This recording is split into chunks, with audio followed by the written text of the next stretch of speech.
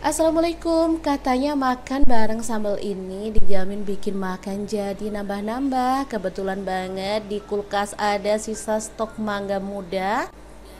Daripada mubazir, mending kita manfaatkan aja jadi sambal favorit semua orang. Langsung aja siapkan. Ini ada cabai rawit. Aku pakai 12 buah. Untuk cabai keritingnya 6 buah. Satu potong terasi yang udah dibakar. Kemudian bawang merah aku pakai 3 siung. Untuk bawang putih opsional aku pakai 1 siung aja. Lalu ada garam sebanyak seperempat sendok teh aja, kaldu jamunnya seperempat sendok teh juga. Lalu untuk gula pasirnya aku pakai setengah sendok teh. Diulek-ulek sampai halus seperti ini ya. Misalnya untuk teman-teman yang nggak tawar makan bahan sambalan yang mentahan seperti ini, boleh ya, misalnya mau digoreng dulu tapi lebih seger emang dimakan mentahan seperti ini.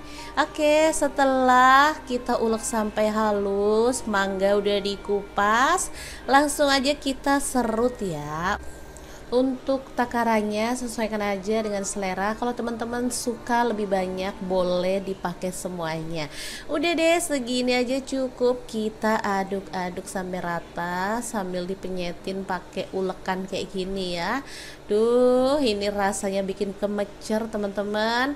Oke, setelah itu tinggal tambahkan lauk favorit. Sambal ini dimakan bareng tempe goreng enak, tahu goreng, telur ceplok juga mantul. Di sini aku tambahkan sayur singkong rebus ya. Lalu ada ayam goreng. Udah deh, menu kayak gini aja udah bikin makan nambah-nambah ya teman-teman. Udah nggak usah nambahin lauk lagi, udah mantul banget. Tapi kalau teman-teman pengen nambahin kayak telur ceplok dan tempe goreng juga boleh ya. Oke, semoga video ini bisa bermanfaat untuk teman-teman semua. Jangan lupa terus pantengin channel Dapur Lagi, karena kita akan bagikan menu sederhana sehari-hari yang enak, bergizi, dan pastinya ramah di kantong. Terima kasih kunjungannya. Assalamualaikum.